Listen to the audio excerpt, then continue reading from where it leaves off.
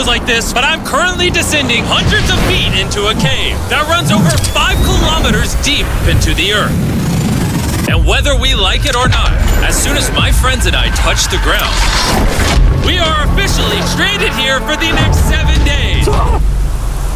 That might have been the scariest thing I've ever done. First things first, we gotta get really far away from where we rappelled down. Why? If it storms, this entire area could flash flood, fill up like an ocean, and potentially drown us all. Which is why we're going deep into the cave to set up base camp. Bro, this is just wicked. Dude, this is like a different world. This cave entrance may be beautiful, but looks can be deceiving. We didn't know it yet, but the next 7 days will by far be the hardest of our entire lives.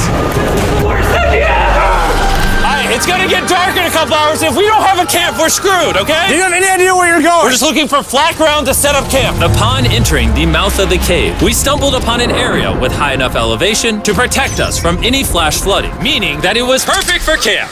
Perfect is a crazy word. Good enough is what I would use. Good enough for camp. We spent the rest of day one grabbing our supplies that we were dropped with. Each one of these bags weighs like 80 pounds. And as you can see by the footage, we spent around 4 hours. This is very hard to traverse. Getting all of it back up to our base camp. All right, we've got some lights on in here. Our supplies are finally at our home base. And if you point the camera over there, you'll see it's pitch black. It took all day. And so we set up the bare minimum for camping grounds. We drilled holes to hang up some ropes. Grab these, pull yourself up. Looks like the ropes will be able to support hammocks. And with the help of our survival guide, Joel, we hung our hammocks. This thin rope is what holds up my hammock. Yep. Ate some dinner and prepared for a very cold night one. Not gonna lie, this hammock is way more comfortable than I thought it would be. Hey.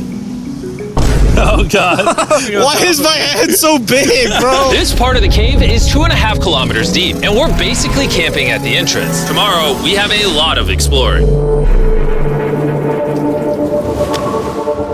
How'd you guys sleep? Horribly. I didn't. It's a very perplexing environment. The cave's constantly dripping water on us from above, so we put a tarp over us. But even still, the water's dripping into our hammocks. I have an idea. Let's make our shelter actually good. I say we connect these tarps so we stay dry while we're sleeping. That's literally genius. I'm not just a YouTuber, okay? My hammock gets out right here.